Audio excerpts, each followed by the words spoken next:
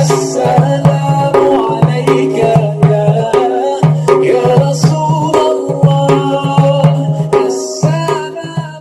السلام علیکم ورحمۃ اللہ وبرکاتہ۔ ناظرین، آج کے ویڈیو کا ہمارا سبجیکٹ ٹاپک ہے، موضوع ہے عیب جوئی۔ عیب جوئی کا مطلب سمجھتے ہیں آپ؟ کسی کے عیب کو تلاش کرنا، اس کو عیب جوئی کہتے ہیں۔ اس کے بارے میں اسلام نے ہمیں کیا حکم دیا ہے، آئیے جان لیتے ہیں۔ ادھر ادھر کان لگا کر لوگوں کی باتوں کو چھپ چھپ کر سننا یا تاک جھانک کرنا، لوگوں کے عیبوں کو تلاش کرنا، یہ بڑی ہی چھچوری حرکت اور خراب عادت ہے۔ دنیا میں اس کا انجام بدنامی اور ذلت و رسوائی ہے، اور آخرت میں اس کی سزا جہنم کا عذاب ہے۔ ایسا کرنے والوں کو کان اور آنکھوں میں قیامت کے دن سیسا پگھلا کر ڈالا جائے گا۔ قرآن مجید اور حدیث خداوند قدوس اور ہمارے رسول کریم صلی اللہ علیہ وسلم نے فرمایا ہے وَلَا تَجَسَّسُوا، یعنی کسی کے عیبوں کو تلاش کرنا حرام اور گناہ ہے۔ مردوں کی بنسبت عورتوں میں یہ عیب زیادہ پایا جاتا ہے، لہذا پیاری بہنوں تم اس گناہ سے خود بھی بچو اور دوسری عورتوں کو بھی بچاؤ۔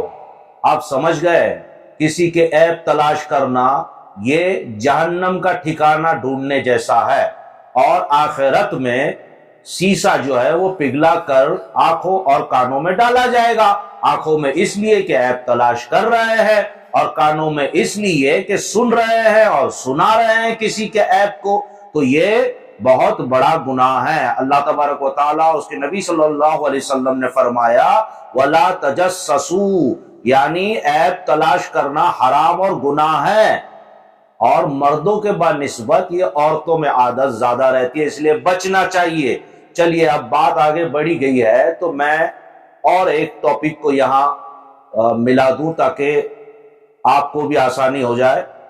گالی گلوچ، یہ بھی دیکھیے عام عادت ہو چکی ہے ہمارے معاشرے میں۔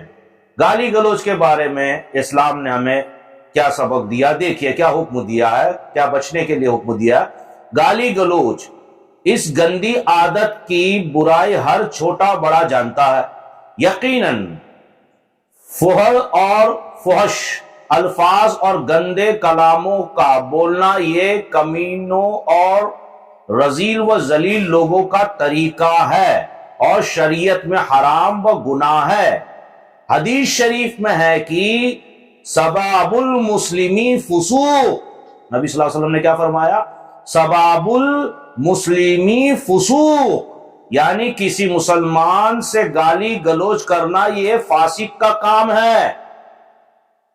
آج کل عورت اور مرد سبھی اس بلا میں مبتلا ہے، جس کا نتیجہ یہ ہے کہ بڑوں کی فحش گالیوں میں، جو ہم بڑے گالیاں دیتے ہیں یا ایسے کلمات بولتے ہیں نا، فحش گالیاں یا کلامیوں اور گالیوں کو سن سن کر بچے بھی گندی اور فحش گالیاں بکنے لگتے ہیں، اور پھر بچپن سے بڑھاپے تک اس گندی عادت میں گرفتار رہتے ہیں۔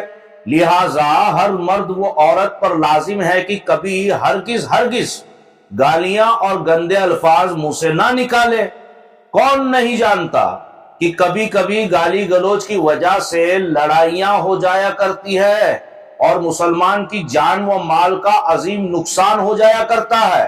اس لیے مسلم سماج کو تباہ کرنے میں بد زبانیاں یعنی خراب زبان، بد زبانیاں اور گالی کا بہت بڑا دخل ہے، بہت بڑا رول ہے بد زبانیاں اور گالیوں کا۔ اور ہم تو دیکھ ہی رہے ہیں آس پاس، اور خصوصاً ہمارے جو سوسائٹی ہے، ہماری جو سماج ہے، اس میں تو یہ عام ہو چکا ہے۔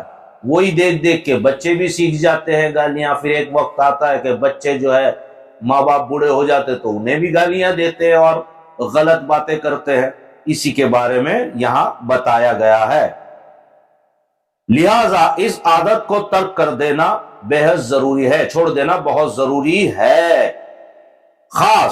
دیکھیے آگے، خاص کر عورتوں کو اپنی سسرال میں اس کا ہر وقت خیال رکھنا چاہیے، کیونکہ सैकड़ों औरतों को तलाक उनकी बद जबानियों और गालियों की वजह से हो जाया करती है।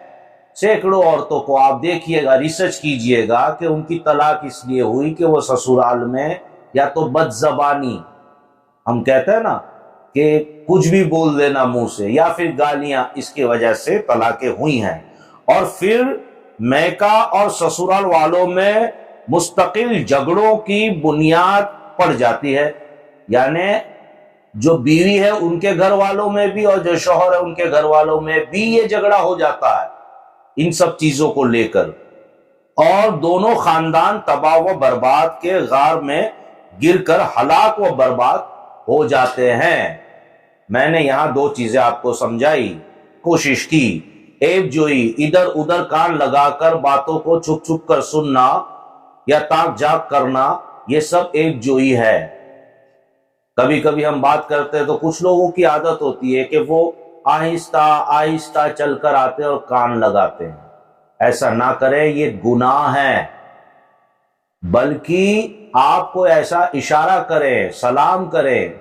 आप जानते हैं हमारा इस्लाम कितना खूबसूरत मजहब है। नबी अकरम सल्लल्लाहु अलैहि वसल्लम किसी के घर तशरीफ ले जाते तो दरवाजे के बाहर सलाम करते, अस्सलामु अलैकुम, उसका नाम लेकर के।